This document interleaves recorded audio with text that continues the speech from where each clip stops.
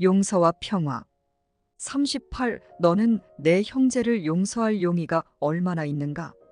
너는 끝없는 다툼과 불행, 그리고 고통 대신에 평화를 얼마나 열망하는가? 이것들은 다른 형식을 가진 같은 질문이다. 용서가 정녕 너의 평화다. 여기에서 분리가 끝나고 위험과 파괴, 죄와 죽음의 꿈, 광기와 살인, 비탄과 상실의 꿈이 끝나기 때문이다. 이것이 바로 구원이 요구하는 희생이다. 그리고 구원은 그 대신에 기꺼이 평화를 제공한다. 39. 하느님의 거룩한 아들아, 죽기를 맹세하지 말라. 너는 지킬 수 없는 흥정을 하고 있다. 생명의 아들은 죽임을 당할 수 없다. 그는 그의 아버지처럼 불멸이다. 그의 정체는 바뀔 수 없다.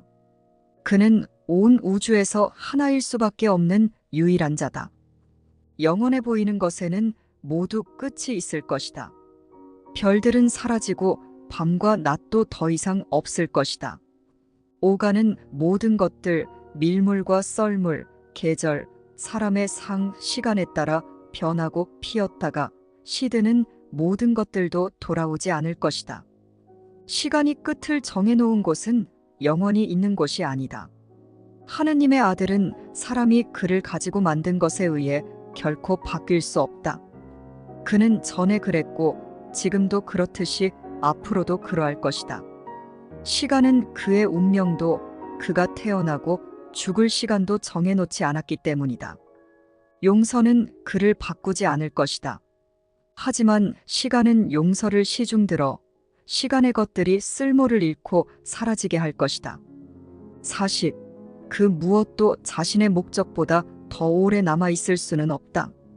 만약 어떤 것이 죽기 위해 만들어졌다면 그 목적을 자신의 것으로 받아들이는 한 죽을 수밖에 없다. 목적이 아무리 변하지 않는 듯해도 결코 확고히 정해지지 않은 이곳에서 변화는 유일하게 축복이 될 수 있다.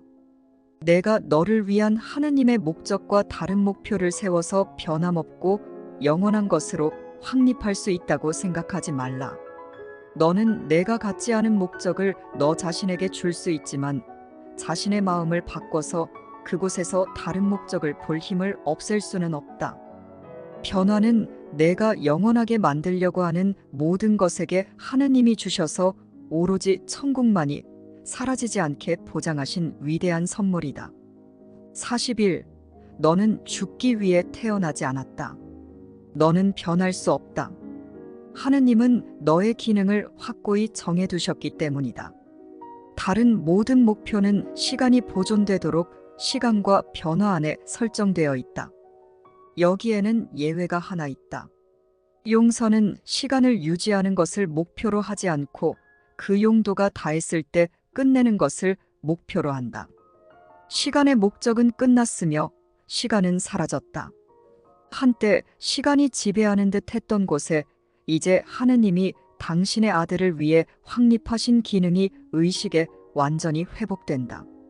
시간은 그 기능의 성취나 그 기능의 변함없음에 종말을 고할 수 없다. 죽음은 없다. 살아있는 자들은 자신의 창조주가 주신 기능을 공유하기 때문이다. 생명의 기능이 죽는 것일 수는 없다. 생명의 기능은 생명의 확장일 것이다. 그리고 이로 인하여 생명은 끝도 없이 영원무궁토록 하나로 존재한다. 42. 내가 이 세상이 하느님의 아들을 십자가에 못 박기 위해 만들어졌다고 생각할 경우 에만 이 세상은 너의 손과 발을 묶고 너의 몸을 죽일 것이다. 세상은 비록 죽음의 꿈이었지만 세상이 너에게 죽음을 나타내도록 할 필요는 없다. 이것이 바뀌게 하라. 그러면 세상의 모든 것이 함께 바뀔 수밖에 없다. 이곳의 모든 것은 내가 보는 목적에 따라 정의되기 때문이다. 하느님의 아들을 용서하는 것이 목적인 세상은 얼마나 사랑스러운지, 얼마나 두려움에서 자유롭고 얼마나 축복과 행복이 넘치는지, 이렇게 행복한 곳에서 잠시 지내는 것이 얼마나 기쁜 일인지, 그러한 세상에서는 잠시 후면 무시간성이 조용히 와서 시간의 자리를 차지한다는 것을 잊을 수도 없다.